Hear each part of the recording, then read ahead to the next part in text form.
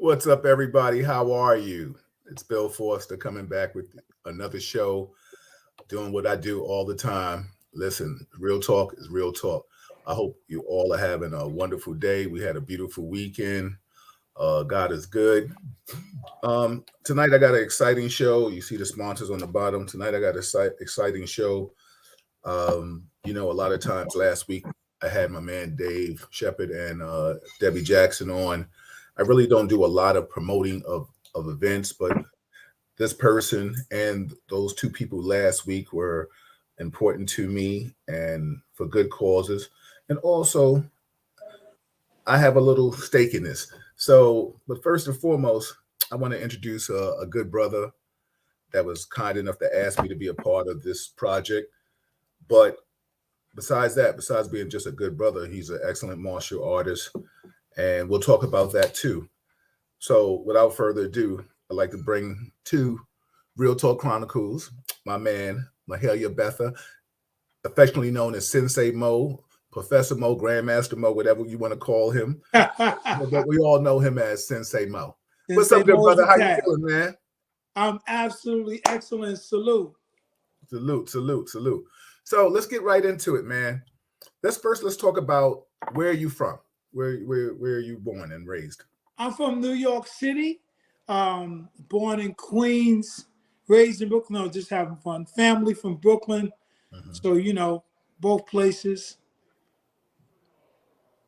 Okay. And then after that, when I became an adult, I went to Columbia. Then I went to City College because it was cheaper. Okay. And I haven't left Harlem since. Been in Harlem ever since. That's it. You're a Harlem ride it out all the time. So let me ask you a question, Mo. You're born and raised in Harlem, but you're a martial artist. Yeah. That is your profession besides being a director and actor and stuff like that. Let's talk about how did you get into the martial arts? I was getting my ass kicked. Okay. They were picking on me. I was a middle class kid, middle class neighborhood, St. Albans, Queens. I went through a couple of phases in my life. First, we lived in Hollis, and Hollis was a middle class neighborhood. Then there was a time for a couple of years we moved on the avenue, Jamaica Avenue. And then I got in touch with all the street gangs and stuff like that. So then that became an element. And my mother, God rest her soul, did whatever she could to get me out of that area. So by the time I was 16, we moved to St. Albans, Queens, which was middle-class neighborhood, very nice. But before that, it was fighting every day. Okay. All right. So, I'm like a middle class kid, and I understand, us being facemen. A lot of times, people will pick on you and stuff like that. Yeah, you got nice clothes. Your parents are always around. I always tell little kids, people don't like you. And the kids I train, they say, why? Why, Professor Mo? I'm such a good person. I said, because you see your mother, she's always around you. I remember there was this kid, Bill, when my mother and father first broke up. There was this kid named Harold. I hated Harold. You know why I hated Harold? Why? His father came to every game. And Harold was a scrub. And his dad was like, go, Harold, go. And I hated him. It wasn't until I got into college and I took some psych class and I saw Harold. Now we're adults, we're in our 20s. I said, Harold, man, I used to hate you. And Harold said, why, dude? What was the problem? I said, man, your father gave you so much love. He was always around you. And when I was going to the games, there was nobody watching my games, but you always had your dad there. Right. So I took that, and when I started teaching martial arts, I started understanding why all these really nice kids were coming in and why they were being bullied. Yeah, they were being bullied because of what their families were able or tried to give them. What's so funny? I ran into a lot of that when I was growing up. Being an only child, people were jealous the fact that I was able to have things that they felt they couldn't have because they had siblings. And I used to tell people after a while, I was like, I mean, I was a jokester. I still am, so I was able to snap. So I had to tell cats, like, listen, don't get mad at me because your mother and father just had multiple kids. You don't even know my family situation. So the bottom line is, I get it. People hate you and don't like you for reasons unbeknown to you sometimes, just dealing from with their own household and stuff like that. So when you was getting your ass kicked and you decided to get into what would you say? Let me take up martial arts, self-defense. What was your first style? My father was a martial artist. My brother was a martial artist. So I come from a martial arts family. Understood. But so when I would get my ass kicked, I can use that word ass, right? Yeah, absolutely. This is I got a potty mouth. When I got my ass kicked, they would come to me like, yo. And my sister was a boxer. She actually boxed the Air Force, first female to box for the Air Force. I think, I'm not sure. But she was she was in the Air Force, she was boxing, and she was tougher than all of us. And I just started taking martial arts, especially after watching Bruce Lee. I said, I can do it. And also watching Ron Van Cleef. Right. And you should have saw me. I was exercising. I was doing all it. So I was, my mother got me in Jerome Mackey's at one time. She didn't really want. I went there, yeah. And everybody, he got all our money. He sure did. Till he got beat up in the alley, right? Yeah. Then later on, I started coming into, my family, my grandmother, everybody lived in Brooklyn. And Brooklyn is the mecca of two things. Brooklyn is the mecca for churches, right? Mm-hmm. They say in Brooklyn there's a church on every corner, right, and a martial arts school on every other corner. Right. So when I was in Brooklyn, I started learning the 52 blocks from my uncle Johnny Muhammad. Okay. That was my first real system, but was never counted as a system. So I wanted to actually get a belt, get credit, all that kind of good stuff. And I was just, and I also was training in Harlem. Do you remember Brother Jeremiah? Maybe by face, right now. He used to have a health food store before there was health food stores on Broadway. Brother Jeremiah, he was an Israelite. He didn't dress up like the other guys did, but he was an Israelite. And I started training with him as well. And then later on, when I got in college, I started training with S. Henry Cho. Oh, okay. All right. And then my instructor, Dinkins, passed. Right. But Dinkins, Dinkins was one of Cho's students. I didn't know that. Okay. That's what's up. So what style was that? That was Taekwondo. I have 5 black belts, Taekwondo, and in Shotokan, I started working with Reno Morales in Shotokan Karate. And I had private lessons with Reno. I started training with Reno and Le Puppet. You remember Le Puppet? Of course. The great Le Puppet. So absolutely, yes. USA Karate, I started training with him. And then later on, even during that time, I was training with Professor V. Yes. In Jiu-Jitsu. And man, that was a trip. I had to go all the way to the deep part of Brooklyn to actually train with him, but it was worth it. And I started training with Professor V. And then after Professor V, later on, my last black belt was I started training in Brazilian Jiu-Jitsu with Renzo Gracie. And it took me 12 years to get a Brazilian Jiu-Jitsu black belt. I got it during COVID. Really? Okay. So now I didn't get it from Renzo though, but go ahead. No. So, okay. Taekwondo, Jiu-Jitsu, Shotokan Karate, Krav Maga, also Krav Maga guy. Because I trained a lot concurrently.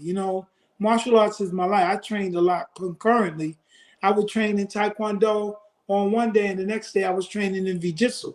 So yeah, when they talk about dedication, you have to put it in, because Yeah. I mean, how many years do you have in martial arts now? I got to tell you, okay. 54 years. Bless you, bless you, bless you. Yeah, because like I said, I mean, people don't understand, because like I'm going on my 36th year, and people don't understand that training back then is totally different than it is now. Yeah. It's totally different now. That's why most of us got injuries and stuff like that. And you were one of the young guys, but you came up in the last of the hard stuff going. Yes, absolutely, absolutely. So you teach right now. I'm retired, man. Okay. Well, anyway, let's talk about your teaching. What style were you teaching? Because I know you've been on the cover of certain magazines, and also I know you got multiple Hall of Fames. But let's talk about what were you teaching before you just retired? I was teaching a system that I called Fight Back Martial Arts. Okay. That's the thing with us black guys. We always come up with these new names, these new systems, and we were the first mixed martial artists. Right. Because when it was the dudes that could do Taekwondo, Aikido, it was not like a problem of us learning several different martial arts systems. Right. I never called it the 52 blocks. I called it street fighting, because I knew that people didn't like that whole jailhouse rock 52 block logo. Mm-hmm. But I definitely taught that. I taught Jiu-Jitsu. I taught my kids Taekwondo, Shotokan blend, because kids like to kick. They like to kick. They like to jump. Mm-hmm. Mm-hmm. And they're not talking about self-defense. So that's why I called it Fight Back Martial Arts. Right. So let me ask you a question from a martial arts standpoint. Me personally, I started in karate, Goju, but understanding that as you get older, you're not kicking like you used to when you were younger. So the evolution of the martial artist, from my standpoint, is that you have to change with your age and your body and things of that magnitude. So with that culmination of different styles, like you said, you called it Fight Back. So, you and I talked about it. We we ain't taking falls and rolling anymore, right? Can't do that no more. Yeah, definitely. And man. all the guys who tried to do it past their prime got hip replacements, right? Yes. Yeah. Very much so. From a martial arts standpoint, talk about, we just hit on the head of it, but let's talk about the evolution of teaching martial arts and changing with the times. Because you and I have talked, like I always teach people when people say, "Oh, can you show me something?" or stuff like that, and I ask them, "What are you learning? Do you want to learn a style, or you want to learn self-defense?" And they was like, "Well, what's the difference?" Well, it's totally different. A style is a culture, it's a history. Like Jiu-Jitsu is a style, Taekwondo is a style. 52 blocks is a style. But a lot of times, if you culminate them together, now you're teaching a person how to implement them for the person. Because when a student comes to us, we can't teach them to fight like us. We have to teach them to fight for their abilities. Like a person may be strong, a beast. He may not be flexible like that. You know what I'm saying? Right. So he may be close combat. Elaborate on how do you teach your students different things, catering to who they are and what they need. Well, I think there are 3 different systems that you're teaching, and I think you also have to be age appropriate. So there are 3 different systems that you're teaching, and we also need to be age appropriate. So for instance, if I'm teaching kids, I know a little capretta. I know how to do the Jenga, cartwheels, handstand. And that's what I'm going to teach the kids. I want them to have fun. I'm going to teach them some Taekwondo, jumping kicks, splits, how to do a jumping, spinning back kick. I used to be the jumping, spinning back kick kid. I do it twice and I'm exhausted, Bill. I'm like this. And then, look, when adults come to you, adults want to learn how to protect property and family. Yep. So stick, knife, and gun. That's what I loved about the Viennese Jitsu system, because it was stick, knife, gun, and multiple attackers. That's also what I love about Krav Maga. Krav Maga is stick, knife, gun, and multiple attackers. Yes. Now, if I want to be a sport guy, if I'm doing it for the sport testosterone, then it's Brazilian Jiu-Jitsu. They are right now the #1 athletes in martial arts. At one time, Taekwondo were the great athletes, the Olympic athletes. Now it's all the Brazilian Jiu-Jitsu guys. Those guys got six packs, triceps, arms, tattoos, all of those guys. It's a so funny story. I met Renzo Gracie at the Martial Arts Super Show in Las Vegas. So I said, man, I always wanted to take Brazilian Jiu-Jitsu because I don't like to lose. And nobody's going to armbar me or triangle me. And even though we do that in Brazilian in V-Jitsu, in Brazilian Jiu-Jitsu, that's all they do is groundwork. So he says, my friend, my school is on 30th Street. It's right by the pizza shop. You come on down. I have you with open arms. I'd love to have somebody like you, Sensei Mo, in my school. So you come down, okay? I said, okay, what day's a good day? I'm there every day from morning to sun up, we're there. So I go to 30th Street, and there's no sign.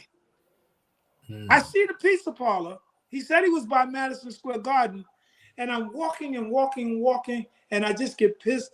I go into the pizza parlor. I said, it's almost lunchtime. I'm going to see, I'm not a detective like you, but I watch enough shows to pick it up. I said, I'm going to see who's walking around with tattoos and earrings and spiked hair. Right. All of a sudden, there's dudes with a bag, and they're walking. And I start walking behind them. And finally, the dude turns. He says, you all right, brother? I said, yeah, man, I'm just looking for the martial arts school. Oh, yeah, man, it's right down here. And that's how I found the school, because he doesn't have a sign. He didn't have a sign at the time. And when I went down the stairs, he had 60 dudes on the floor per class. 60. Wow. And you know who's one of his #1 guys? Do you remember Pete? Pete's in the movie. Yes, Pete. Yeah, Pete. Pete's one of his Pete is nice. One of those top guys. Pete is nice. He used to be with Moses Powell. Oh, okay. All right. So then Pete also is the international champion and helped Renzo build the program there on 30th Street. Right. So I started training with them there. So I think if you want sport, you're either going to be point karate is to me. Don't get mad. Keep it 100. Yeah. Point karate is dead. Right. Because let's be fair. We've all done point karate. We all done it. Yeah. Yeah. And like I said, yeah. But if I said I was a point karate world champion, these kids would laugh at me. Right. Because mixed martial arts has changed that. Yeah. You can, like a guy like Jerry Fontanez. Remember Jerry Fontanez? Of course. Shout out to Jerry. Yeah. Excellent fighter, crazy kicker, and they even some of the MMA guys are trying to talk to Jerry to get better kicking. Yes. But MMA came after us. We missed that. Yeah. But Jerry was one of the baddest dudes on the planet. Yes, he was. Shout out to Jerry Fontanez. Yeah. But if you talk to the new guys, he's a point fighter. Yes. Yeah. It's almost a lack of respect. It really is. A lack of respect. It is a lack of respect. Yeah. And it's a sad thing. I mean, I remember doing point fighting, because we all fought nationals and stuff, but I had to stop because of career endeavors. But the bottom line, a lot of times you fought point fighting to see if you could implement your technique, your moves. You know what I'm trying to say? Yeah. But they stopped it. But that's why, the schools that we came from, we sparred all the time. So I used to fight your instructor on a regular. Yep. Yeah. He kicked my ass on a regular. Yeah. Can't nobody tell me that shit didn't hurt. Absolutely. Yeah. Trust me. And if Jug decided to turn it up on me and not use control, Lord knows how much trouble I would have been in. I used to. So think how you feel when I was in the dojo with him all the time when he was still fighting nationals and he was taking us out. I know you was getting it. Oh, what? Because he was still active. What? Shout out to Juggernaut. You know what I'm saying? Andre Richardson. That's definitely my brother. I love him. Yeah. Me, him, and Disco Dave, hold on, it got a little noise. Me, him, and Disco Dave were always in the finals. Right. But because we wore black gis, and I had a black gi with Jiu-Jitsu, we would tell them that we're dojo brothers, so we didn't have to fight each other and eliminate each other early. Yeah. But eventually, I would get eliminated, And one time, I think I had a victory, but most of the time, I had a hard way to go. And so I got to fight him. I got to fight Disco Dave, and I'm actually honoring at the red carpet Sam McGee. Oh, shout out to my grandmaster Sam McGee, the Goju family. And at 40 years old, Sam McGee was taking out world champions, and you couldn't tell me that Sam McGee couldn't kill you. That's when karate was right. Am I lying? You ain't lying, brother. You ain't lying. Sam McGee would hit you so hard, and he's 100 pounds. He's 120 pounds. Vietnam veteran. He would hit you so hard. I seen him stomp and crush a dude or give him a concussion. Yep. But they changed the rules. So not only is it point fighting, they changed the rules. Yeah. Because guys like Sam McGee and these guys were killing them. Yeah. Shout out to the grandmasters like that. I've always told people, I said, there's some grandmasters out here today that I hope nobody would ever mess with them. Anybody would ever mess with them in the street, because I honestly feel they are still capable of hurting, like the Soki Little Johns and Sam McGee's and Lamar's and Lou Ferrar's. You know what I'm saying? And so all these grandmasters that we know and we love and respect. Yourself. I always tell people, listen. Leave them men alone. Leave them men alone. They in their 70s. Leave them men alone. You're gonna get your feelings hurt, bro. You're really gonna get your feelings hurt. Hey, I was teaching Saturday, and I was teaching at Lamar's school. I teach a couple of my black belts in the morning. I'm retired, right? Right. I let a guy in. Guy says, "Yo, man, I want to talk to Sensei Mo, 52 blocks, whatever." So, guy likes me. So I walk him in. I said, well, I'm having class right now, so I'll get to you in a minute. I'm doing whatever I'm doing. And he says to me, when am I going to be able to spar with a real black belt karate master? So I looked at my guys. I go, hey, this dude just said, when are you going to be able to fight a real karate master? Right? Man. So this happened Saturday, Bill. So I said, damn, I come here twice a month and they come there and want to fuck with me. Okay, cool. Right. So I'm looking at him and my nephew, which is your real nephew. Yes. Jake is sitting there behind him, behind the table. Yes. So obviously I'm surveying the area. Because I gotta tell you, brother, and the police station is across the street. Yeah, exactly. it. But if I wasn't thinking about the consequences of putting it on, I would have whooped his ass. Yeah. Because I've done this before. I would have grabbed him. I would have dragged his ass. I can't drag him up the stairs no more. I ain't that powerful no more. Right. But I would have dragged him through that hallway, broke up. And then my black belts were going, yo, man, we ready to jump this dude.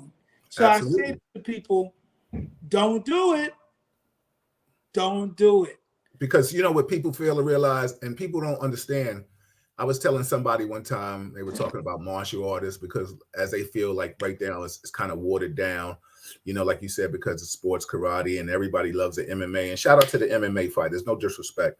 You know what I'm trying to say? I think it's great.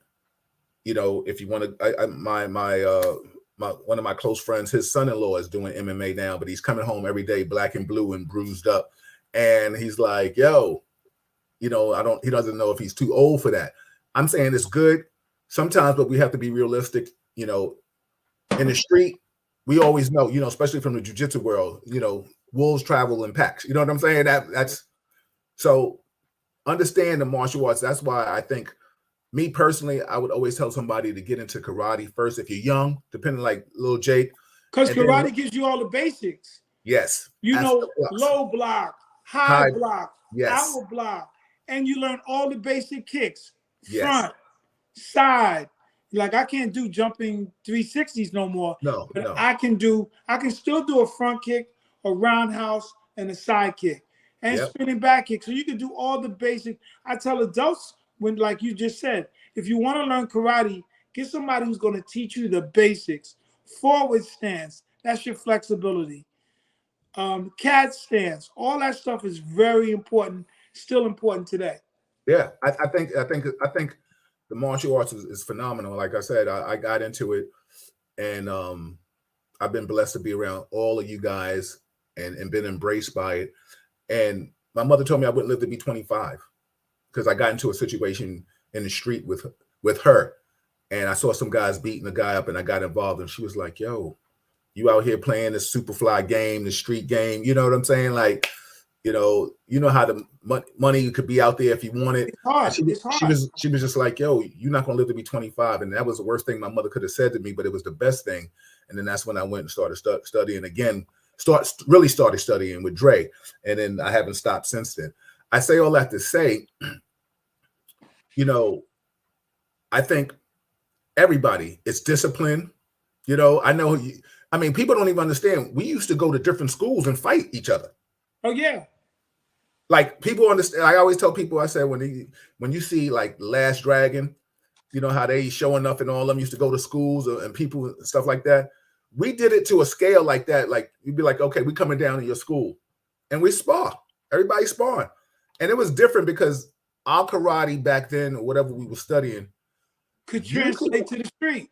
You could definitely, it was equate to the street because you could definitely walk out of there with a fat lip, some blood, a loose tooth, or something, a limb really hurt.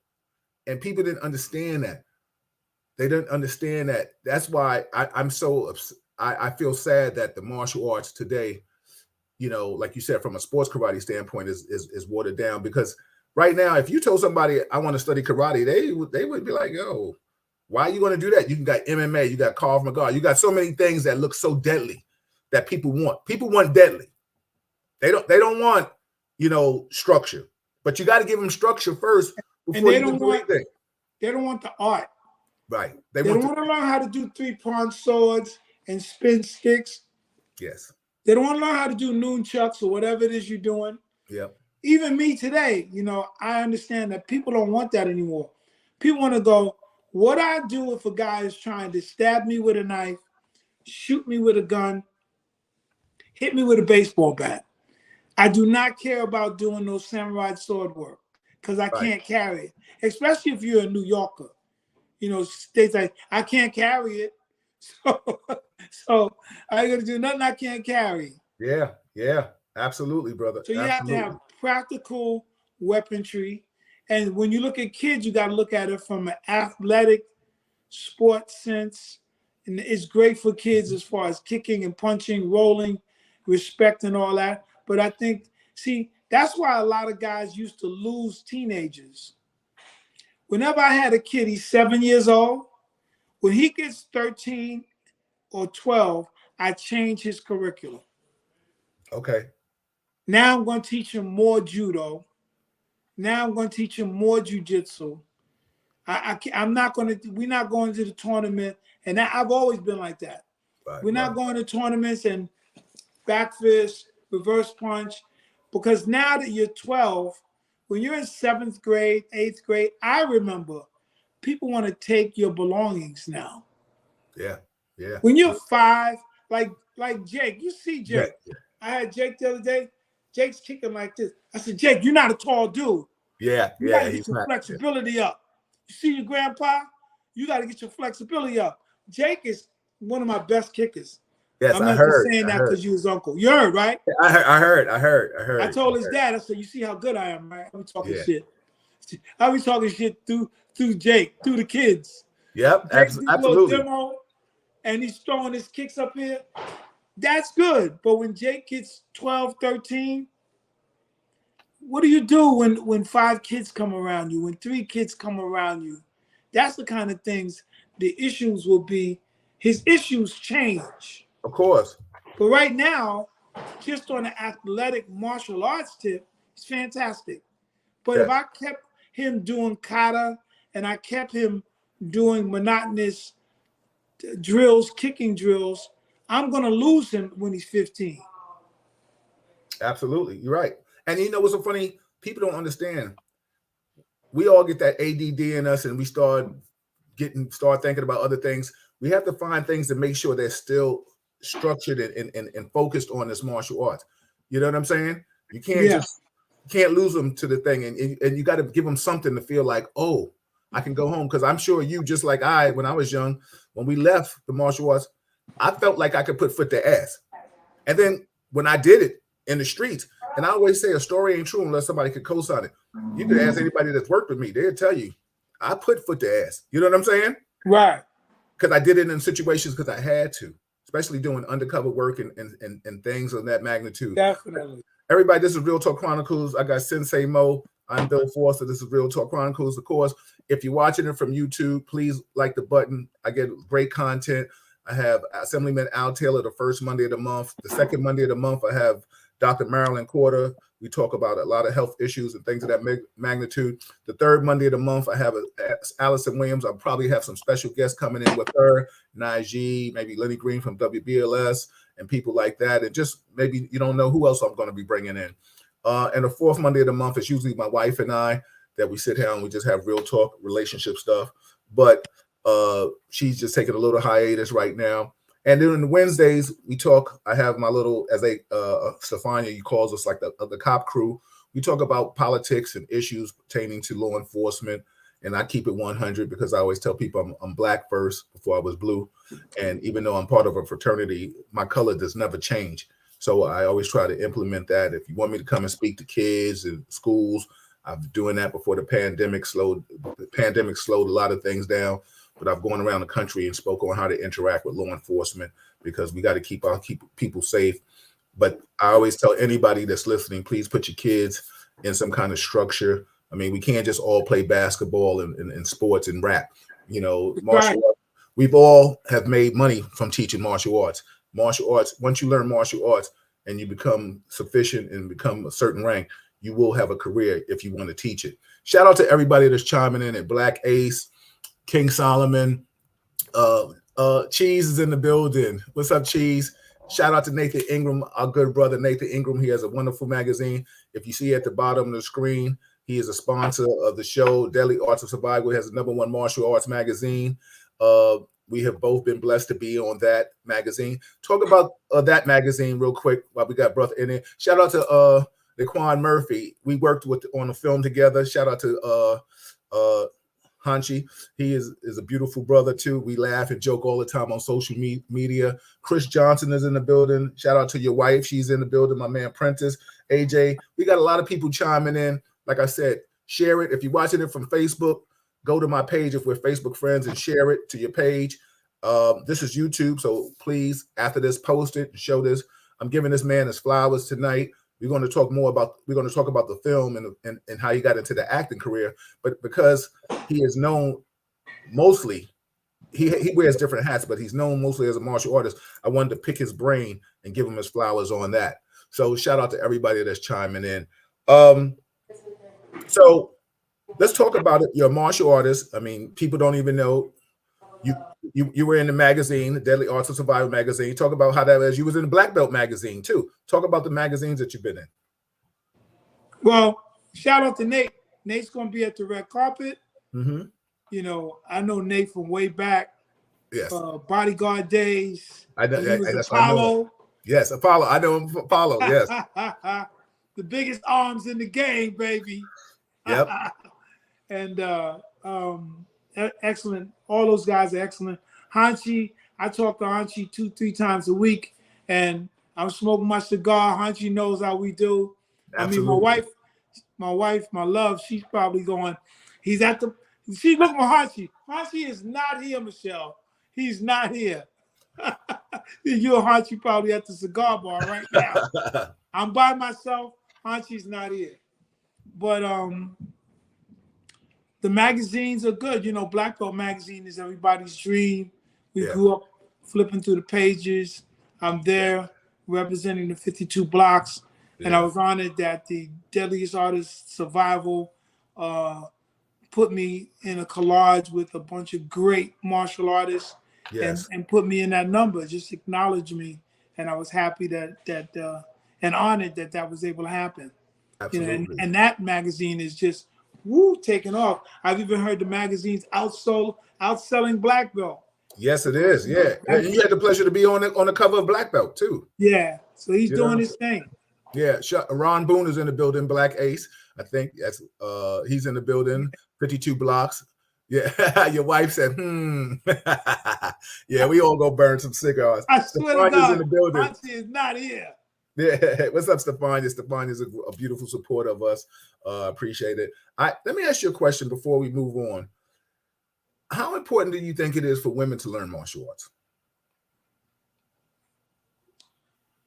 I think it's important, but I think it's more important for men to learn to be protectors. Absolutely.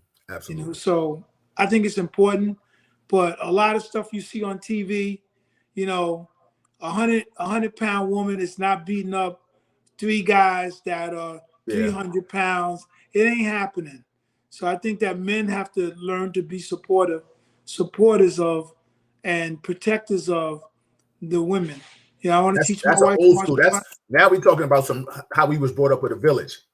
Now we're taking ourselves because there isn't a village like that anymore. So like they're not on it. They can't be on their own.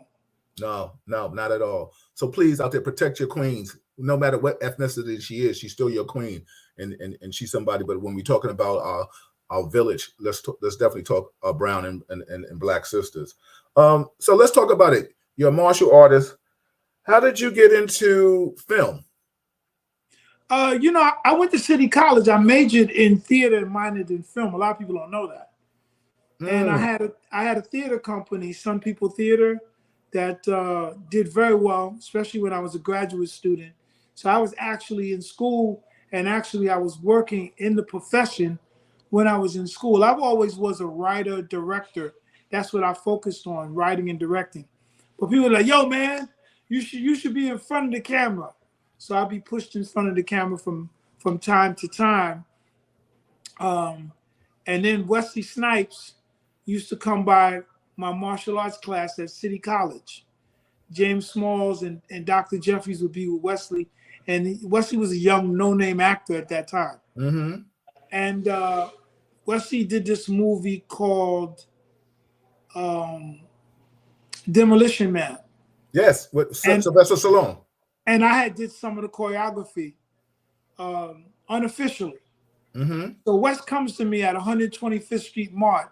I got my daughter in one hand, my son in the other hand, and Wes says, this had to be 90, 92. He goes, I'm gonna be a big star, Sensei. Come with me. I'm going, man, I can't, man. I got these kids. I started working this job, and they just gave me my you know, you gotta wait 6 months for medical. Understood. I said, I just got my medical. This is my life now. I'm not doing the movie stuff no more. This is my life. So I'm gonna do my life with martial arts, and this is the life that I'm gonna do and work in this regular job. So martial arts is my part-time job, and then I had that as a full-time job. Okay. Now people don't know Wesley Snipes is one of your students too. He verbally said that you taught him 52 blocks, I think it is, right? Yeah, I did.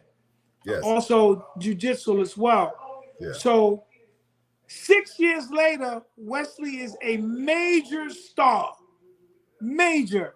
He's doing Blade. 6 years later. Yeah. So I retired from fighting. I'm not fighting anymore. Lamar Thornton calls me and he says, hey man, I got this fight going. It's the TNT World Champion. I want you to fight for this title. You know Lamar. So he got me going. I said, dude, I'm retired. I don't know how many weeks I got to go to do this thing.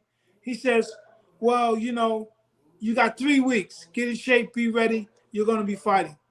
So I was running security for several clubs in New York City. Wesley comes downstairs, 40 below. Yes. He comes with Steve Muhammad. You know Steve Yes. Muhammad. Yes, absolutely. He walks down. Steve Muhammad was his bodyguard at the time. There was a fight. It was a Sunday night. Because I told the owners, Sunday nights are not easy because they don't want to have a lot of security on Sunday. Yes. I said, people on Sundays walk in packs. Yeah. So usually when you got a problem with one guy, you got a problem with 10 because he's not traveling by himself. Yeah. It's not like a Saturday. People know on Saturday nights, we're not letting 10 dudes in. Not at all. Not at all. We letting you want, oh, you got a friend? But on Sunday, people are hungry for money. Absolutely. Fight starts. I don't know what I did. I can't tell you. You know, you're a martial artist. Yeah. I'm on that control. I'm on that beamer. I finished them up. I'm dragging 2 guys out. As I'm dragging 2 guys out, I see Wesley. I said, "What's up, Wes?" And he, "What's up?" And I dragged these 2 guys out up the stairs. He didn't say anything to me. So then we had a fight thing happens at City College. And I go, "Yo, where's Wesley at?" He said, "What's in the bathroom?" See, in the bathroom, I'm walking out with my entourage. I was with the Fab Five National Karate Team. So I was captain of the Fab Five National Team. So I come out, I got my Fab Five shit on. I said, "He's in the bathroom." I kicked the door down. Boom! I walk in there. Wes is taking a whiz. I said, "Yo, man, your dude, he's going down the second round. I heard you betted against me." It's my Muhammad Ali moment. "I heard you bet against me. Your man is down." Now, guess who his security is that day? Reno Morales. Wow. Reno's my teacher. Reno's going, "What you doing?" Yeah, you wolfing. You wolfing. Yeah. Reno didn't know how well I knew Wes. Right. So the second round comes. The man is done. I'm looking at Wesley. Wesley called me, said, "Yo, you got to be my bodyguard, man. You got to be my bodyguard, man." Yeah. So that's how I became his bodyguard. And I was Wayne Gretzky's bodyguard before that.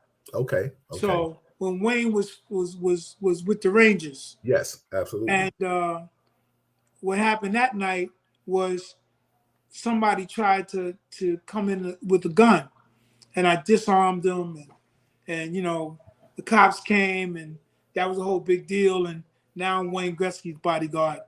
So when I became Wesley's bodyguard, fast forward, we did the movie The Art of War.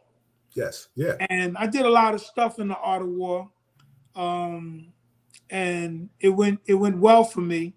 And then Jet Li called me, so then I got with Jet, and we did The One. Yes. And we did some other movie, but it never came out. Okay. So I actually got in the movie business with all that education, all that theater education. I got in the movie business by being a bodyguard turned into a stuntman. So I started doing stunt work. Now, because of V-Honest V-Jitsu, I could roll, I could fall, I could do all the stuff that stunt guys could do. So I never went to stunt school. Okay. All right. I never went to stunt school. So I never took any of that stuff that you take in stunt school, but I did a lot of fighting, stunt, and choreography and stuff like that. And that's how I got into it. So when we were working on the movie The One, there was a guy named Jason Statham. Oh, absolutely. Now, they wanted me to play because they thought I had the Denzel look.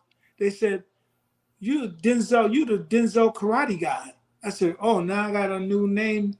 I wish I had Denzel money." Absolutely. So I was supposed to be the transporter. Oh. BMW decides that they didn't want to go with that. But remember, the first transporter was a BMW. The other two were Audi. Yes. BMW didn't want to go with me. Ah. So I had a private student. His name was Isaac Hayes. Isaac Hayes did the movie The Empty Hands. You can see it. It's on Tubi. Okay. Isaac Hayes goes, "Mahaliel, that's my real name. Yes. Why don't you do your own movie? Aren't you a writer?" So I said, I'll do it if you sign a letter of intent and tell me that you're going to be in the movie. So he signed a letter of intent. I was able to get some money because Isaac Hayes is going to be in the film. Dead Prez. Now we're talking about the late great Isaac Hayes, aren't we? Yes. Absolutely. Just for clarification for those out there listening, we want to make Shaft himself. Dead Prez is my favorite rap group. Still my favorite rap group. Right. Because they have something to say. Absolutely. And I worked something out with Dead Prez, and they gave me some music. So I got Dead Prez, I got Isaac Hayes, and I got this dude who I met, Guillermo, who did all the choreography. So we actually did that. And I was swimming my way through producing that film, sold it, and did some things with it. It was pretty good. And then all of a sudden, in 2015, I decided to do a movie called Love, Sex, and Kung Fu. So I was on the girl trip before everybody else was on the girl trip. And I had this beautiful actress, 2 of them, and I taught them martial arts. I mean, they trained. They trained. Right. I taught them martial arts, and I raised the funds for that, and we did The Empty Hands. Onique Bourne is in Blood Mix as well. Yes. But Castis and Onique Bourne were 2 models who I taught them martial arts and got them ready. And again, I always put down local talent, man. Yeah, absolutely. Anybody that want to be down was welcome to be in the movie. And I put people in the right places. Like, for instance, you're fantastic in the movie. I'm not just saying that to you. I appreciate that. I appreciate and my best friend, Julio. Yes, my guy. That's my guy. Shout out to Julio. Shout out to my Julio. Dude. Shout out but to I Julio. got 2 cops who know how to be cops. Yeah, yeah. So when you guys were doing the whole police thing outside and you were talking about O'Leary and you was like, yo, you gave the whole speech about this is what good cops and we not tolerating this kind of stuff. It resonated with people. Right. It was like, oh shit, that's real. I said, you know, he's a real detective. Oh, yeah. He's a real detective. Yeah. And when Julio says, I know, man, you know, but you know how O'Leary is. you know how O'Leary is, and you go, yeah. He said, but you know, I'm a good cop, and then you go, yeah, right. That was such a diss. You're like, yeah. Yeah, because that's a whole nother conversation. There's a lot of good cops you've out heard here. that before. Yeah. So, and the way you worked with, I know I'm talking about how I got in the movie business, but let me talk about. Go ahead, rock, baby. We got time. Rock on, baby. Rock on. The way you were able to help some of the other guys, O'Leary be a cop. Yeah. God damn, you made him dirty. Yeah. So I put you down. And for those that please, the premiere is the 30th, but we're not going to spoil too much of that. But what he's talking about, O'Leary, an actor in his own right.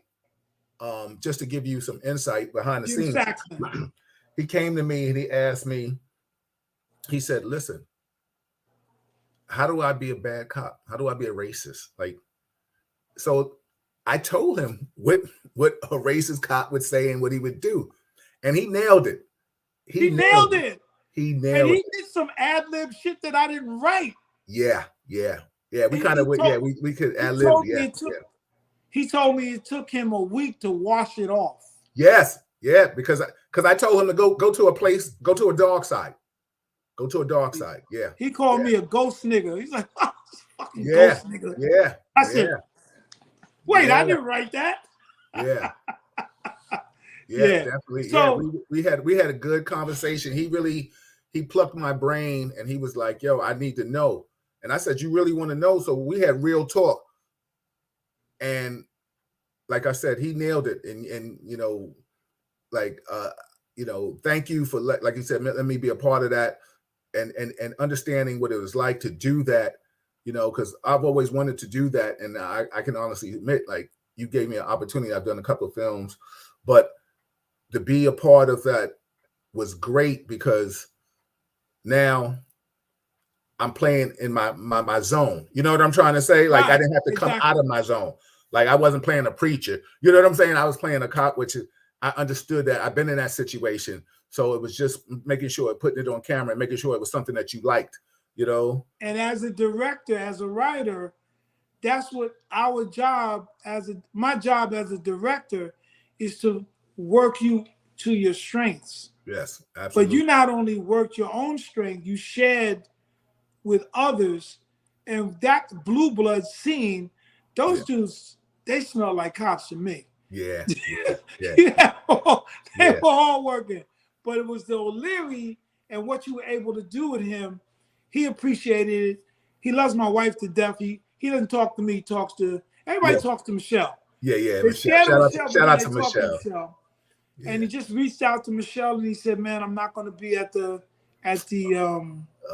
Red carpet. red carpet, but again, man, I want to work with you guys again. Oh, I'm in California. I'll fly out.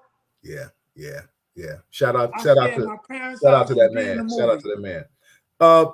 Josephine said, what movie was that? Tell her the name of the movie. We're gonna give you some more information, but tell her the name of the movie that we're talking about right now. Blood Mixed. Now, how many movies do you have to your credit right now? 3, actually 4. 4. What are There's the a names? movie called Blue Underground Mm-hmm. that I'm also a producer on. I did a lot of work with that. Right. Okay. How do you like being behind the scenes and acting in front of it? You know, both. Well, that's my background. That's what I was taught. You know, I love writing these stories, telling these stories, and I love working with actors, and I love working with new actors, new people, because some people have never would get an opportunity to be in the movie business at all, and I'm able to open up that door, like I said, and give people those moments that if they never do it again, they can always say, "Yo, I did a movie," and so that's a beautiful thing. That's a beautiful thing. I see you. Kenny Hines is in the building. Our dojo brother. What's up, Kenny? How you feeling? Hope all is well. I see my cousin Kendra's in the building. What's up, cuz? So let's talk about Blood Mix. Let's get an idea what this movie is about. Okay, well, if anybody's a Highlander fan, we can talk from that perspective. I like Highlander. You know anything about Highlander? Yeah, I've seen it. I'm not a aficionado on it, but go ahead, break it down. Well, these are movies. Highlander is just the prototype. Right. Throughout the years, especially for us older guys, there's always a movie of revenge of some people that come in on horses, Conan the Barbarian, Highlander. They kill the father, they kill the mother, they do all kinds of vicious things to these families. And you hear them, right? They go, Odin, he's killed my daughter. Right. He's raped my wife. Give me everlasting life so I can destroy him. Yes. And then the next scene, you see him in the 20th century. So this scene takes place in 400, 500 years ago. And in the 20th century, he's walking, still looking for revenge. So I said, how come with all the shit that black people have been through, how come we ain't never made a deal? Yeah. How come we ain't never said, not Odin, but let's say Ogun. Ogun is the god of technology. He's also a god involved with war, as an African god. Understood. How come we never made a deal with an African god so I can live forever to get my revenge? So I wrote this movie called Blood Mix. I'm a bit of a historian, and what we have to understand is most Black Americans, 90-some-odd% of us, we're all mixed. Of course. Right. We say, of course, but I hear black people going, well, he ain't black. Well, he ain't black enough. Obama ain't black. And this one ain't black. I say of course, because I like you. I like studying history. Like even people that follow me on social media, I try to put out once a day something historical that Black people were prominent for, or unbeknown to people that, you know, we have a hand in, or something that has happened to us because of our skin tone. So the bottom line is, I think history is important, and I always tell people, if you don't know where you're from, how can you tell me where you're going? You understand what I'm trying to say? Yeah. Like, and Go ahead, please. I've raised under the tutelage of Dr. Leonard Jeffries. Yes. And Dr. Clark. Yes. You know, I've been in his library, and Dr. Clark said something to me. He says, sometimes you can tell we didn't have Ancestry.com 20, 30 years ago. Absolutely. But if you're O'Leary, if your name is McGillicuddy, if your name is Mayweather, then you most likely was a child of an overseer. Yes. Because the Irish, who later on became the police and the fire, right? The Irish became police and fire, but the Irish, that's why they play bagpipes when you die. But the Irish were also the overseers on the plantation. So whenever you see a guy and he says, my name is McGillicuddy, McGee, any name like that, you know that he can trace his roots to that as being a factor. So sometimes through our names, we know your name is Jefferson. You might be connected with the president of the United States. Absolutely. If we check your roots long enough, because Thomas Jefferson was loving. He was getting it in. He was getting it in. He was getting it Washington, your last name Washington. Washington with his wooden teeth was getting it in. So miscegenation was part of the culture. Now, my own experience, I don't want to get too much into the history of stuff, but why I wrote this movie, Blood Mixed, was because this character who wanted to get his revenge was the son of the plantation owner. Okay. His mother came to the country, this is the backstory, came to the country, and when she was 10 years old, by the time she was 13, the average slave was impregnated and was having children at 13, 14 because they wanted more slaves. So she was pregnant and she had this child, and she did what we call a protection spell. Okay. But the protection spell went awry, and then the son became an immortal. So now we're looking at 400 years later, and he's still dealing with his family issues. I won't tell you more about it. But Blood Mixed. So there's a lot of martial arts involved. There's the 52 blocks. There's a lot of karate. There's a guy who comes in. The guy who does the sword. Yes. He's Japanese and Indian. That's why he looks like that. Okay. He's Japanese, and he's also an Olympic sword guy. He actually is a gold medalist from the Olympics. She said Jeremiah, right? I think no, the guy who plays my sort of sidekick in the movie that you saw.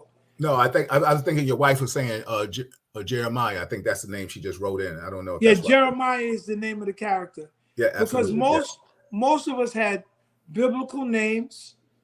A lot of the slaves were given biblical names, and slaves were given names like Harriet was a very popular name.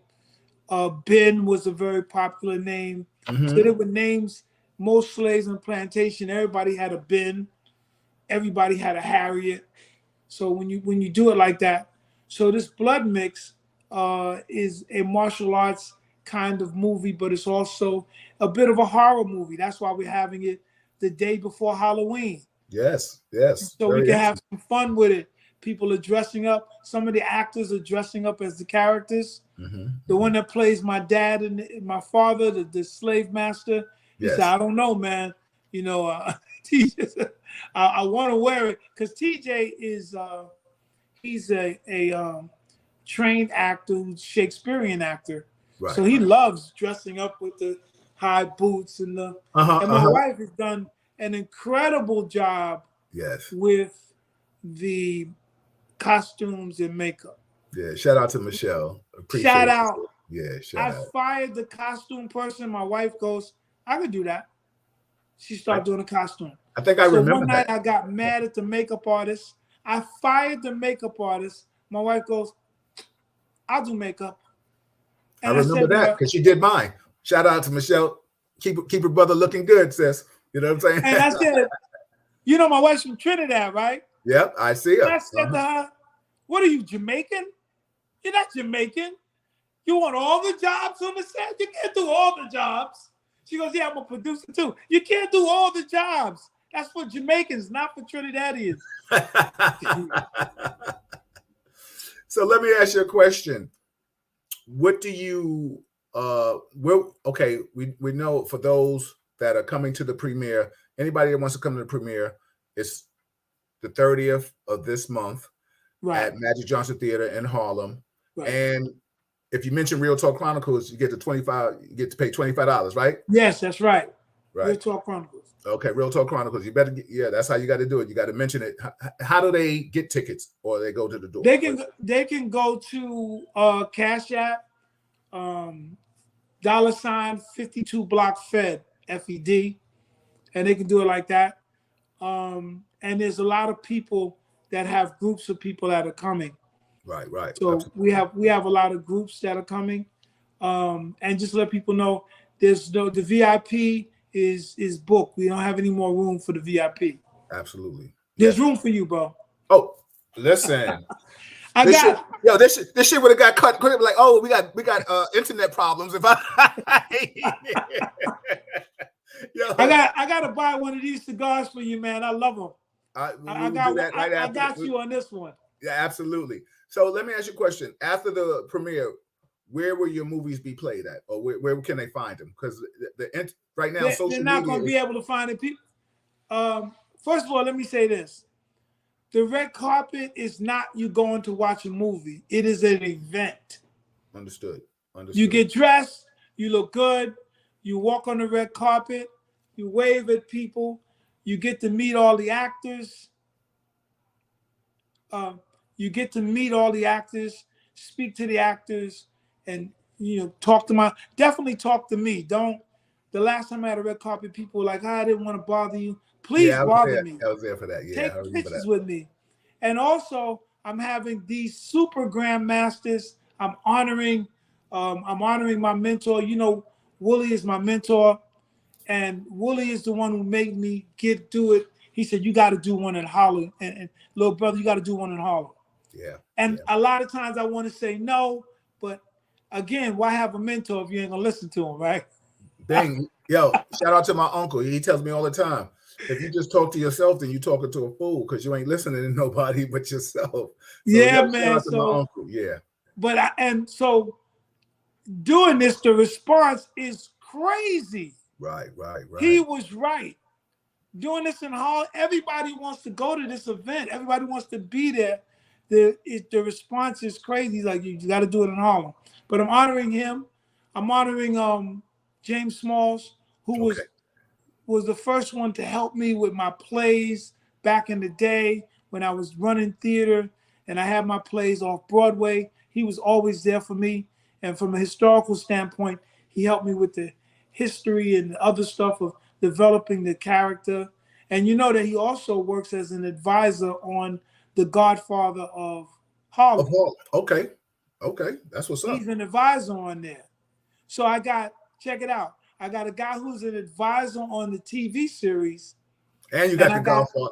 And I got Willie, who's the real Godfather of Harlem. Absolutely. Then Sam McGee, who's been a hero of mine. I'm honoring him. And I'm honoring Lamar Thornton, who just been my brother, has helped me in so many ways. Yeah. So we got some Marshall and JB La Puppet. A lot of people don't know him. Oh, wow. Okay. Kung Fu JB La Puppet. That's my teacher too. Right. The hardest, I actually tested in the Bronx for my black belt with JB. And he told, you know how JB told, yeah, just come on down. It's a snowstorm, Bill. So I'm thinking it's going to be canceled, but I'm going to be a good student. I'm going to come anyway. Right. I go, knock on the door. Poof, poof, poof, poof. Whoosh. I'm here. How are you, Sifu? Oh, great to have you here. Yo, go outside. Yeah, you're going to go. He had me go outside in the snow, bro. And I'll have you ask him how many jumping jacks, how many sit-ups, how many trees I had to hit and kick in the Bronx. This is one of the hardest black belts I've ever gotten. But when I was with Jet Li, all that came to mind. I was moving. I was able to work with these Chinese dudes, the roughest, toughest. Like, we call ourselves world champions. Well, you're dealing with Jet Li's guys. That's the China national champion. These guys are incredible. Yeah. But I had to represent my hood. I had to represent my people, and I had to represent America. Because it would be that punk ass guy. We got rid of him. The guy before me couldn't deal. They got rid of him quick. Yeah. Because they were doing us some training like in China. I'll give you an example. Back in the day, I had that nasty axe kick. Yes. So I axe kicked the dude. He had 5 guys. I axe kicked the dude in the head. Bow! Next guy comes. It's a dude to axe kick. I axe kick the guy in the head. Bow! I said, yo, man, I'm hitting him. Don't worry about that. Do the axe kick. Faster. I do the axe kick again. Wham! Jet Li looks at me, goes, he moves everybody out the way. I do the axe kick. The guy comes over to me, yo, don't hit Mr. Li. I'm like, I know. I do the axe kick. He steps on my base foot and steps out before I land that kick. Wow. Wow. What do they call him? What's his name? Jet Li. I started laughing. He said, why you laugh? I said, because you're really Jet Li. You're really a jet. How did you do that? Yeah. My New York voice. How did you do that? How did you do that? Yeah. How did you do that? How did happen there? But you know what's so funny? That's why you can never shun any style, or you can never shun we know how competitive Americans were when it came to the Asian martial artist family, because they were smaller than us, and America made it a sport. We kind of brutalized our way through it, but you got to give respect to the Asian martial artists, man. Respect is due. Tough. Oh, there was a time when they're pulling me out of. There's a ambulance, and they're pulling me out of the ambulance, and I have to fall on the real concrete. If I don't roll properly, smash face, busted head. Right. So I give thanks to all of my teachers, because I wouldn't have been able to do it without these guys. And these guys were training in community centers and parks. Yeah. We're not talking about guys that were training us in fancy, beautiful facilities. That's that Rocky moment. Remember Eye of the Tiger? Yeah.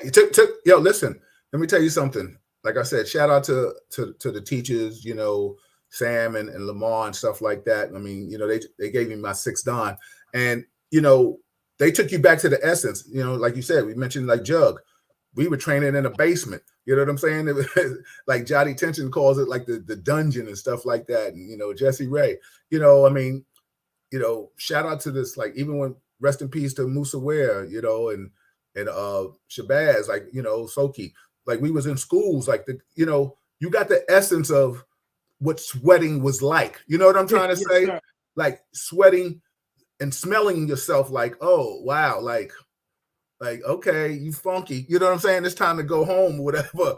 Because you earned it. You you put in work. And shout out to all the instructors. I got to give praise to these people. Let's just talk about it. Dave Shepard, shout out to Dave Shepard in the building. Black Ace said, especially the monks, and Dave Shepard said, Mo got that history. Black Ace also says, beautiful. This is how you show respect. Love it. Absolutely. Let's talk about how we still pay homage. You're a grandmaster, I'm a Shion, but let's talk about how we still have to pay homage to the ones before us when we still hit the dojo floor. You know what I'm saying? Sir. Like, yes, sir. You know what I'm saying? Because Soki would call me and be like, yo, you still training? I'd be like, yes, Soki. Soki called me at 8 o'clock in the morning. I'd be like, Oh, good. You got the 8 o'clock, huh? I get the 7 to 7, Soki. I don't wake up. Listen, in the morning. And I'm trying to be nice saying 8 o'clock because it might have been early. And my wife would be looking at me. I'd be like, oh, Soki. Hi, Soki. What I mean? I'd be like, oh, So it's getting still touched by them is old school. Yeah. It's a beautiful thing. I mean, it's like, we talk about the business aspect of this because people don't understand, old school touching will not get you paid today. You know what I'm saying? No. You have to have like that special after class. You understand what I'm saying? You have to have that special after class. But shout out to all the grandmasters and the masters that will watch shout this. Out. And that's why this event, this red carpet is so special, because I don't need to have this red carpet, but I wanted to have it for the community, and I wanted to acknowledge. Look, man, I can't give Sam awards. I can't give Lamar an award. That's a waste of time. Yeah. I can't give awards. As a matter of fact, people can't give me an award. Right. I give awards. I don't get them. Yeah. But at least to have those guys acknowledged and have people have an opportunity to take pictures with them on the red carpet. Yeah. This is a big event for that. I really want to show the respect and the appreciation that I have, because COVID showed us that we're not here forever. Yeah. We lost a lot of people during COVID, man. Well, I think the one thing that I always tell people in studying, and people just talk about me from a promotional standpoint. I didn't hear you. I said I was just talking about this from a cultural standpoint. When I say, a martial arts standpoint, people mention this. I'll never forget when I interviewed Uncle Ralph McDaniels, and I was saying, Ralph, thank you for taking this interview, blah, blah, blah. And he was like, yo, Bill, everything people say about you is good things. You're a good person. And that comes from the humility aspect of life. A lot of times, our scrotum is bigger than what we think it is. But you still got to be humble. We still got to be humble. You know what I'm saying? People don't understand. Humility is a beautiful thing. It's the white belt. You know what I'm saying? Yeah. It's the first belt. But let me tell you something. I mean, look at this. I'm sure we go places now. You'll meet a young martial artist and you'll be like, yo, he's Professor Mo or Grandmaster Mo. And they'll say, what's up? They don't bow anymore. Yeah. They don't bow anymore. Like I look at students now and I'll be like, somebody else say, oh, that's Sensei Bill, whatever. They just be like, hey, what's up? I don't get it. I don't get it. What happened to the structure? You know what I'm saying? Courtesy is a beautiful thing. You know what I'm saying? Humility is a beautiful thing. And I think that was one of the most important things. And sometimes, we had to learn humility because you get your ass beat if you just kind of cocky. You come in there. I remember I had some students one time. It was like, oh, I want to fight you. Oh, you don't want to do that. So now I got to kind of give you some blood to go with your teeth. You know what I'm saying? Because you need to taste that. Yeah, the guy that came in on Saturday, man. Yeah. Like, you're going to get hurt, bro. Yeah. If my nephew wasn't there. Yeah. And he's so funny because he's playing right at the wrong spot. He's like I said, yo, why didn't you move, man? You saw what was happening? Did you hear? Because he had his music on. I said, did you hear, Jake? He said, I heard it. Yeah. I thought he was going to get it.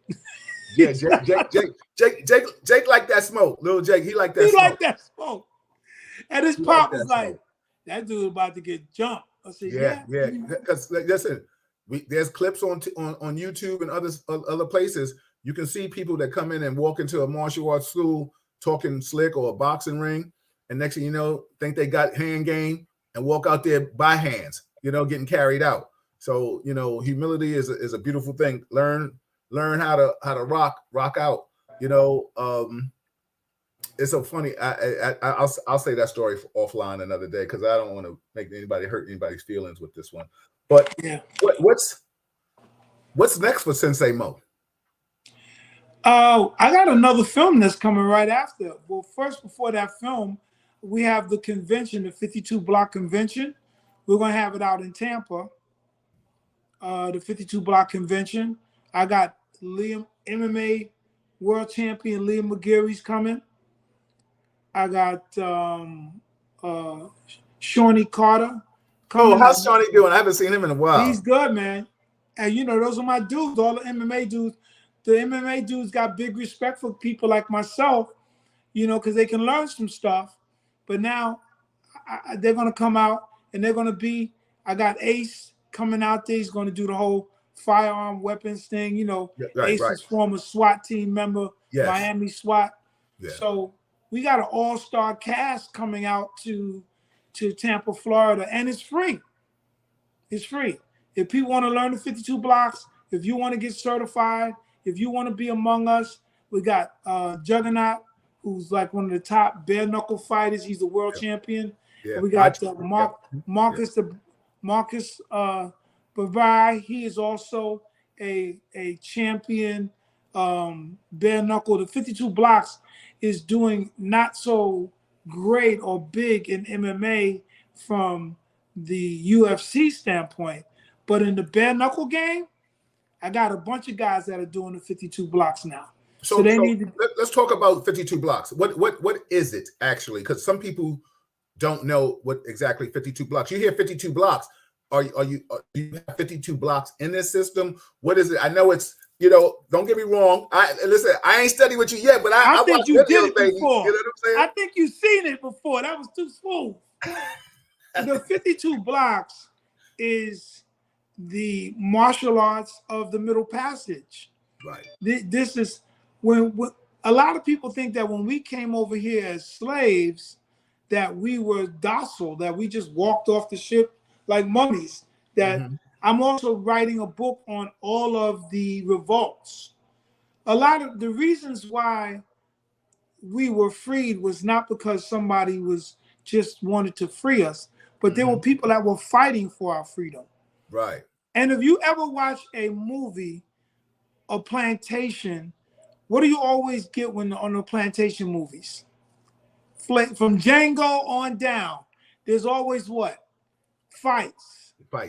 The fighting system that comes from the Middle Passage, first one was called knocking and kicking. Okay. Then you had Virginia Shuffle. Then you had Carolina Chaos. Then you had, after we got freed and went to the prison system, then you had systems like Stato and Comstock, and New Yorkers know what? Jailhouse Rock. Absolutely. That's what you know. Yep.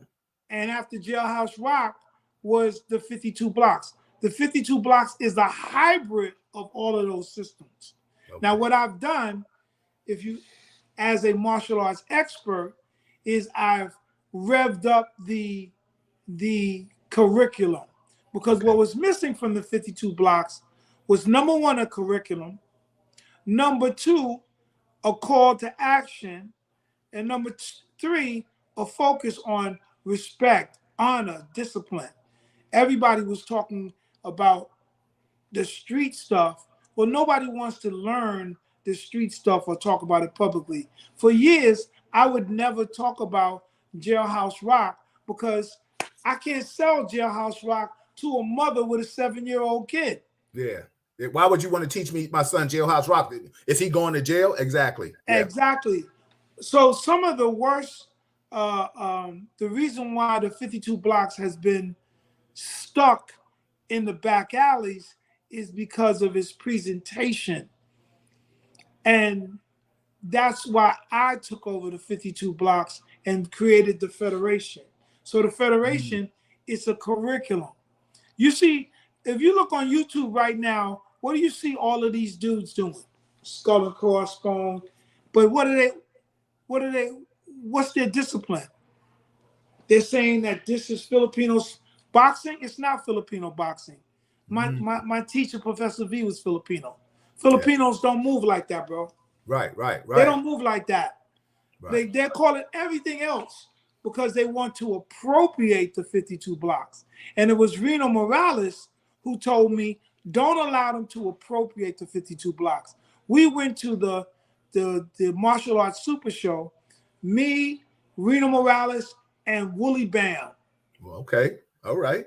I got witnesses. I got receipts. Well, like I always tell people, receipts, and I always tell, if a story ain't true, and somebody can't co-sign it. So I respect that. Exactly. So Reno's dead. God bless him. Yeah. Rest his soul. Yeah. But Wooly is still here. And we saw these guys, KFM, and they were doing a lot of stuff that looked like the 52 blocks. And I said, that's the 52 blocks. And the guy comes from behind the counter. He says, I know. Yeah, it looks like the 52 blocks, but you guys don't trademark anything. Yeah. I didn't know if I was going to punch him in the face or thank him. And Reno looked at me and said, you got to take over the 52 blocks. Like, you see how I am with Willie? Yeah. I'm a good student. Yeah. Reno told me, I said, man, I don't want to do that because they're going to be talking negative stuff about, like, there's this story, right? Everybody tells, yeah, this mother did. He grabbed the guy by the fist and then he kissed his hand and threw it away. I said, yeah, and he raped the kid later, right? So you want your sensei to be, or you want the grandmaster to be a predator, a transvestite predator. Is that what you're telling me? Right. But black folks in our neighborhood and Latinos, we love to glorify trauma. Yes. And I know you know, because you know a lot of guys who take ninjutsu, right? Yep. Now, ninjas are what? They're assassins. Yep, absolutely. Has any of our ninjutsu brothers ever come up to us and say, yo, my sensei got like 12 bodies? No. My sensei like killed like 5 dudes, man. No. Would there ever be Ninja Turtles? Would Batman be a ninja? No. So there's the reality and there's the reality. We can't glorify this kind of negativity. So we know some people say the 52 blocks comes from Brooklyn. No, it doesn't. Some people say, correct me if I'm wrong. It was stated that it started in the jail. It did. Okay. Because we went, where do we go? Yeah, we got locked up. We were slaves anyway. We went to jail. Yeah, we went to jail. Yes. Since 1865, the black man especially has been sent to jail. Understood. Before they sent us in jail for cheap labor. Because they put us in jail and then put us right back on the same plantation to do the plantation work, to pick cotton and do everything else. It never stopped. They just started a race calling us vagrants, remember? Yes, absolutely. They called us vagrants. They locked us up. So we've always been in jail in this country. Yeah. So jail creates a gladiator environment. Everybody's fighting each other. Understand. But this beautiful fighting art, in Brazil, they had to disguise it as a dance, capoeira. Capoeira, yes. I told my brother from my Brazilian jiu-jitsu brother, I said, man, you know you're Angolan, right? You know how the Brazilians talk. Hey, Mo, what's up, my friend? How things are going? Yeah, you know, you think I'm Black American, but I'm Brazilian. I said, nigga, I know you Brazilian. I mean, when I said nigga on purpose. I know. Exactly. I said, I don't want the audience to think I don't have a better word to Of course. You had to keep it 100 on that one. Yeah, exactly. I keep it 100 and I could be an asshole sometimes. Yeah, exactly. I'm like, nigga, you know you ain't no Black American. I said, you Brazilian, right? He said, yeah. I said, you from Angola. So he comes to me like a few weeks later. He said, Mo, they say I'm Angolan, I'm Angolan. I said, yeah. Queen Nzinga fought the Portuguese for 40 years. Bang. When Queen Nzinga was finally done and no longer was fighting the Portuguese enslaved the Angolans and took you to Brazil. Yeah. He said, oh, I said, thank you. I know my history now. I said, unlike me, you don't have to take one of those tests because you know you're Portuguese and you're African, and the African roots goes from Angola. Yeah. So with the 52 blocks, we know that this is the middle passage. This is the Nigerians, the people from Ghana, the people from Leon. Those are the people. This is their fighting art. Came and now it's here in America. But we came here fighting. Some of us got captured and were enslaved. Some of us were captured by other Africans and were enslaved because it was war. A lot of people look at that, Africans enslaved each other. It was war. They enslaved you and they sold you to the highest bidder. That's common. Nobody says anything when you talk about the English did it, the Irish did it. When they're at war, they sell the people. Yeah. So the 52 blocks is really making the splash because the 52 blocks is a full system. I'm not just teaching stupid hand movement. You got guys on the internet showing people shit that doesn't work. Yeah. I made this up this morning. See, as a martial artist, we know every movement has to work, right? Absolutely. When you're a 6th Dan. Yeah. When you were a white belt or a green belt, you didn't understand a lot of those moves. Not at all. But as you got your rank, they showed you how all of that, that's what I'm doing. Yeah. Oh, I'm poking his eye out. Oh, I'm breaking his arm.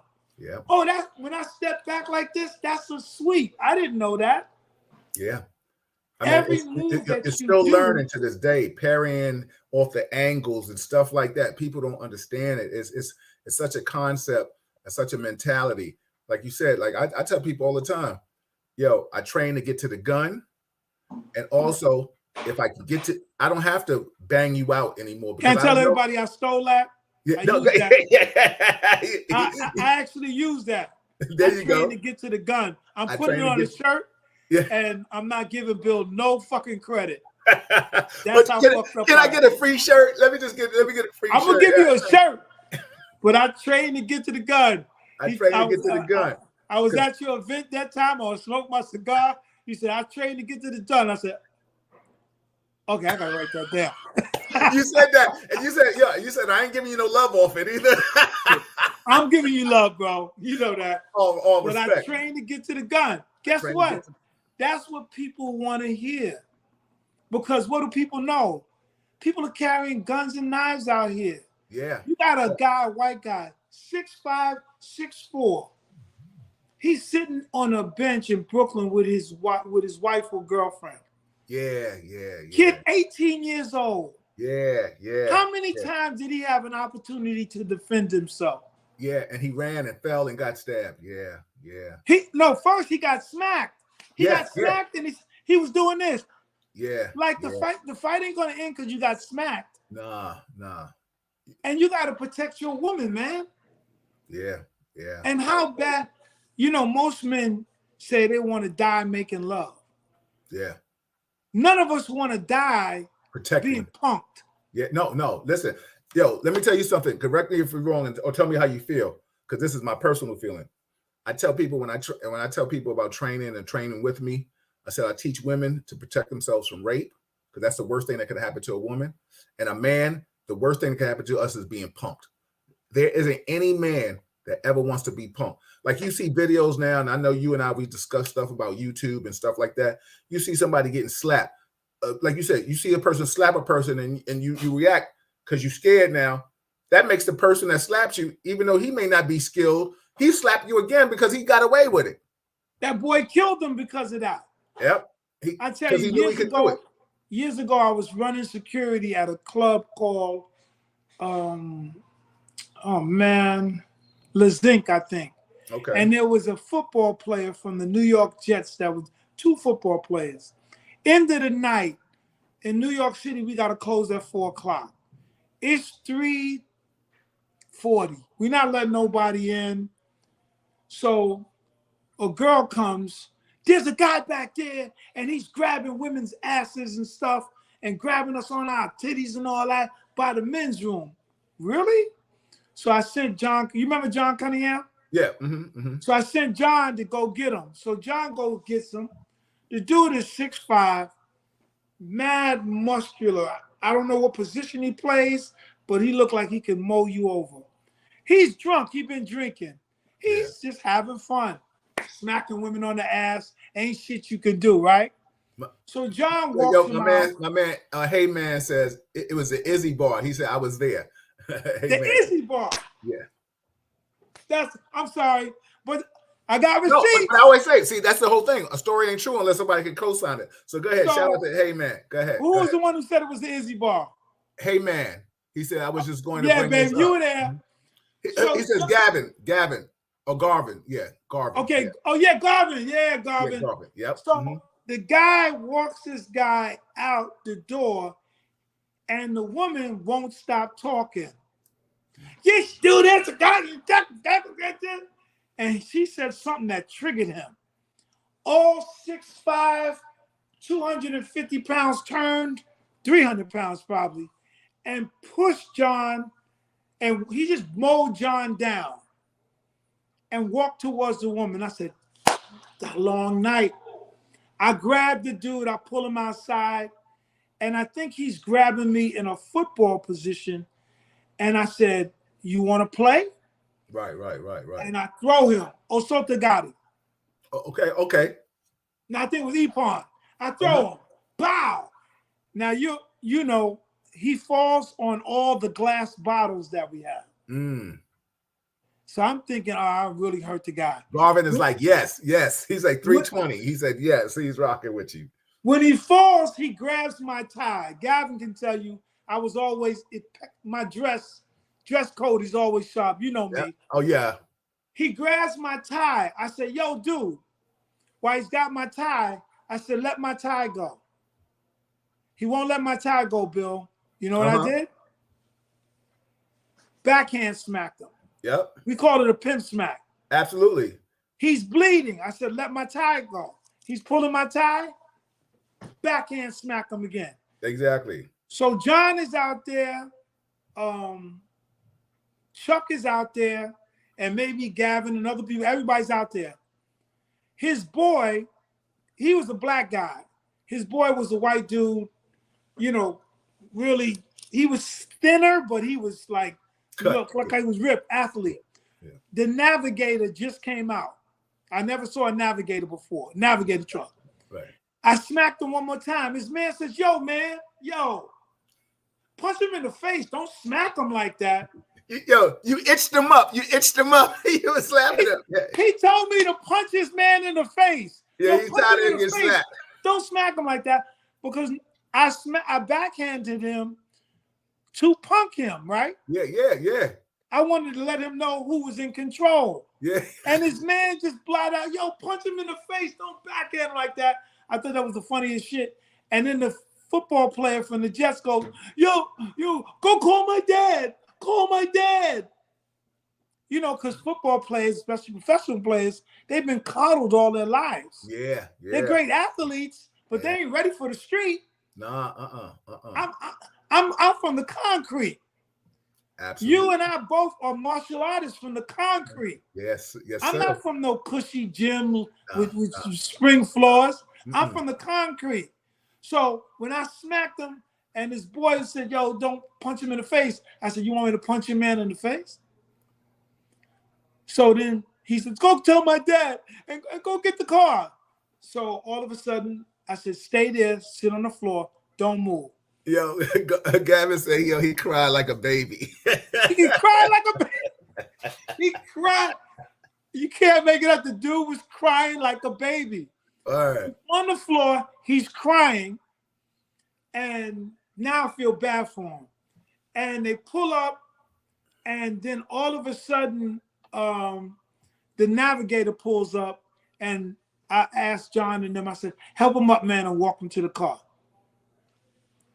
That's the first time I saw the Navigator. I was like, "Oh, that's tight."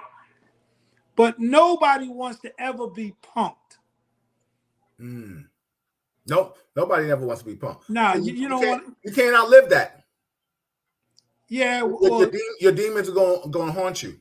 Your demons. But the funniest shit was, punch him in the face, man. Don't smack him like that. And that's what I would say. If somebody was backhand smacking me, you would say the same thing, Bill. You're like, "Yo, man, I have no choice. Be respectful, listen, yo." I'm not taking no slaps. You slap me. No, I'm talking about. Let's say if I was getting slapped and you were watching, you know me, you'd be like, "Yo, don't just slap him like that, man. Come on, man." That's like you kick somebody and spit on them. Come on, man. Yo, listen, I'm laughing because we know we're at that beautiful age where if you slap me, that was an automatic fight. And if you called me an agate, then that was an automatic fight. If you couldn't call from our era You know, no disrespect. Don't block me up. That's why I said agate. So y'all put the F in Yeah, front yeah, of it. yeah. Yeah. But listen, back then, those were automatics. Those are automatics. Automatic. We fight until the cops come. Because you're not just, like you said, you out here slapping this big man and he just, oh, you know what I'm saying? And like Gavin said, he crying and shit. Hilarious. Hey, those hilarious.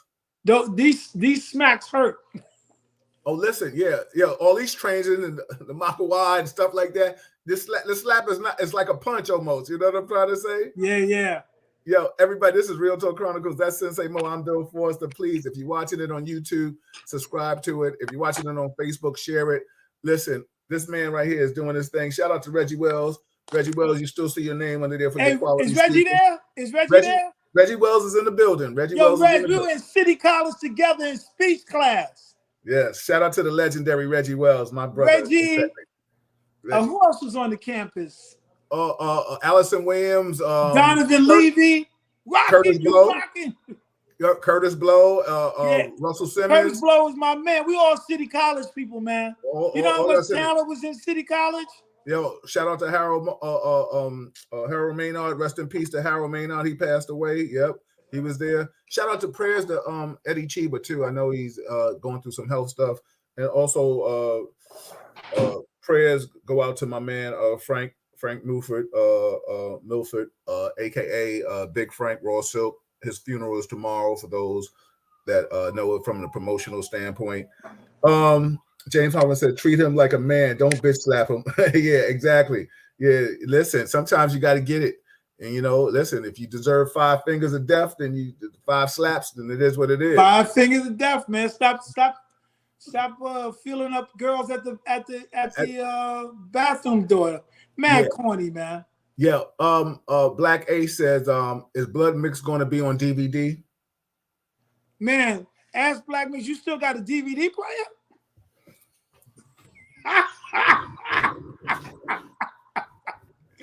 Oh, I can't. Reggie said, yo, he said, how you doing? He chiming in. I'm good, man. I'm good. Reggie, I know you're gonna call me later. Reggie, like Reggie tells me, he's on the night shift. We talk all the time. Let me see who else. Hey man said, Maestro Gillion, you should meet if you don't know him already from Brazil. I don't know. I guess that's a martial artist from a Brazilian jiu-jitsu guy. Hey, yeah. One of my brothers. Yeah, he said you should meet Maestro Gillion. You know, if you haven't already met him from Brazil. Let's see, what else is this saying? He said, Black Ace has loved the 52 Blocks Federation is one of the many to gatekeep our culture. Absolutely. Let me see. Josephine said, yes. Josephine said, yo, we need to be humble. Shout out to everybody that's chiming in. Appreciate you all. Shout out to all the martial artists that's chiming in. Us or Yush, whatever what you prefer, because I know we a lot of times. Yes, us. Yeah, it depends on what you want to say. Courtney, my man Courtney Claxton is in the building. Axe Kick, yeah, that's my neighbor. Shout out to Courtney in the building. Yeah, shout out to your lovely wife. She's in the building holding it down. Definitely from her end. So everybody, so Mo, I always end this show, first and foremost, let's tell them about the 30th, what to expect, what's going to happen. And then before you get out, give us some positive affirmation. And then we're going to say goodnight. Go ahead, brother. Oh, Michelle said Netflix for those that went after the movie, Netflix. So go ahead, please. So the 30th. Let's go with the 30th. Let's rock it on the 30th. The 30th at 6 o'clock will be the red carpet. That's when you're going to see people on the red carpet, and they're going to be interviewed. Husia is going to be interviewing people. I went to junior high school with Husia. He's a great ambassador, and I asked him to come down and interview people. And my daughter, who's just a beautiful woman. Shout out to your daughter. We got Pretty for Nothing. You got to get up there. She's going to be interviewing people as well. Right. And we're going to get a chance to enjoy being on the red carpet, dressing up, look nice. If you look like a bum, you're not going to get on the carpet. No. You know, and we're going to have that moment. And then after that, you know, people will start piling in. As soon as you come through the carpet, we're going to send you inside. And you're going to be able to understand and meet who these great people are, because I'm going to put them under the light before we start the show. And you guys are going to enjoy the show. And then after the show, we're going to do some more red carpet. Mm-hmm. And so if you didn't get a chance to get on the red carpet, or if you want to get on there again, you know, we'll also I have Nat Smalls who will be running the red carpet, and we're going to make sure everybody has a good time. Get your popcorn, get your soda, and have yourself a good time, and have yourself a great experience in Harlem. We want Harlem to really have a good time watching this movie. And then after that, we're going to go to my favorite cigar bar, which I'm at right now, which is the Harlem Sanctuary. So Jay, I said, what's up? Yes, sir. Yeah. Yeah, we're going to smoke some cigars. If you don't smoke cigars, don't come. But don't do it. I don't know what to tell you. Absolutely. But, we have a lot of people that are coming, and that we're booked. We really don't have room for everybody to be at the party. But the wife is throwing out some. She says red carpet, come delightfully looking. Also, she said it's an event experience. She also says must have a ticket to enter, no pay at door. So the queen is speaking. So everybody listening out there, you know, she is speaking. So yeah, that's it. So get your ticket, because we're not doing any money exchange, but you can get in touch with me at 646-373-7804. Text me. I don't change my number. What is the football coach Deion Sanders always say? I'm here. You always can find me. I've always been through my martial arts career. Guys talking shit. I got an address. You can always find me. Come visit. And still, now that that's over, you still can find me. Call me at 646-373-7804. Say it again. Say it again. Say it slower for him. 646-373-7804. And give me a text. And so hey man said he couldn't get a ticket. He couldn't get the ticket. Why couldn't you get the ticket right there before we let Mo go? And Michelle says the after party is booked. Well, yeah, you better see me at the red carpet because I take good pictures. So somebody says, how do I win the lottery? She said, good evening, players. How do I win the lottery? I don't know. I ain't got that money. I ain't got that answer. I can just tell you how you can keep watching Real Talk Chronicles. I can't tell you that. Just subscribe to it while you watch it. So, hey man, okay, text you. He said he texted you earlier. All right, so give me your number again. Oh, you texted him earlier, and you couldn't. If you text me, I will get to you. I'm slow, but I'm not that slow. I'm gonna get to you. I'm on Real Talk, so I got some other people trying to get in touch with me. I'm on Real Talk. Okay, he's Al B. What up, baby? My man Al B. What's up, brother? How you feeling, Captain? One of my narco brothers, that's one of my cool cats, man. Al B, I might have something for you, but I know you really don't come out and show. I mean, not speak like that, but I might be doing some more speaking engagements. I need my Latin brother to come holler at your boy. So with that being said, James, I see you, brother. Born. It's always good to see you in the building. Dwayne Davis, my guy, Biff. How you doing, brother? Mo. Yes, sir. Give us some positive affirmation. No matter everything is going on in this world, we still out here living in a world that's just going crazy over everything. We don't even have to get into what it is, but just give. What I always say to people when we're trying to do endeavors, I say this to people: we grow together. We can't grow apart. We can only grow together. So as long as you say that to others and people that you're dealing with, we grow together. That's how you become stronger. You go together as a community. You go together as friends. You grow together. A lot of people in today's world, we think everything is separate. Me, me, me. Instagram, me. Facebook, me. TikTok, me. But it's only growing together works. that other shit is failing. Absolutely. So we grow together. Yo, respect to that. You know what I'm saying? Everybody, this is Real Talk Chronicles. I see my man Ray Mendez in the building, my high school dude. Always great to see you around. I appreciate you, Ray. This is Real Talk Chronicles. Listen, Monday, first Monday of the month, Assemblyman Al Taylor. The second Monday of the month, Dr. Marilyn Corder. You got a world-renowned doctor. You can Google her. She's giving advice on people and your health. Listen, for those that know who go to regular doctors, you only really got like 15 minutes with your own primary before they have to rotate you and get your ass out of there. I got a doctor for a whole hour. Have your questions, ask her. The third Monday of the month, I have Allison Williams. We have some people coming in, some celebrities coming in to chop it up and talk about things. The fourth Monday of the month is usually my wife and I chopping it up on some real just love, and just making you laugh and kicking it. The Wednesdays, most of the Wednesdays of the month, I have, as Stefania always says, my cop crew. We come in and we talk about police issues. We talk about politics. We talk about anything important and impertinent to what you see in the street that you want change and stuff like that. Also, don't forget my brunch party. I'm still killing it with that. The mayor came by. I'll post those pictures. The mayor came by and hung out with me. Shout out to the Mayor Eric Adams.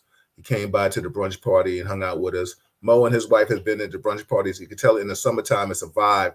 It's crazy. It's a vibe. Trust me, one of the hottest brunch parties in the city.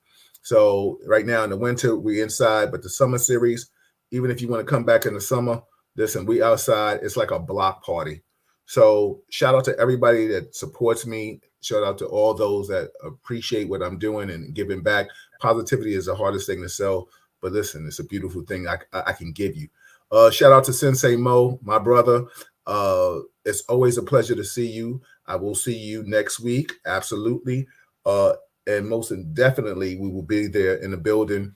Blood Mixed. The producer, the director. Oh, wait, I don't want Michelle. Don't get mad at me. What is Michelle? She's the executive producer. Or executive producer. We keep it in the family. Yeah, sister. Don't get mad at me. Exactly. Let me put my glasses on. People are saying a couple of things before we get out of here. DJ. DJ T Rock is in the building. What's up, brother? DJ T Rock. That's my guy. Peace, protection, and also blessings to everyone. Thank you, Black Ace. Everybody. That's Sensei Mo, Professor Mo, Grandmaster Mo. The actor, the director, Blood Mix. My guy, I'm Bill Forster. We out of here. Appreciate you. Hello.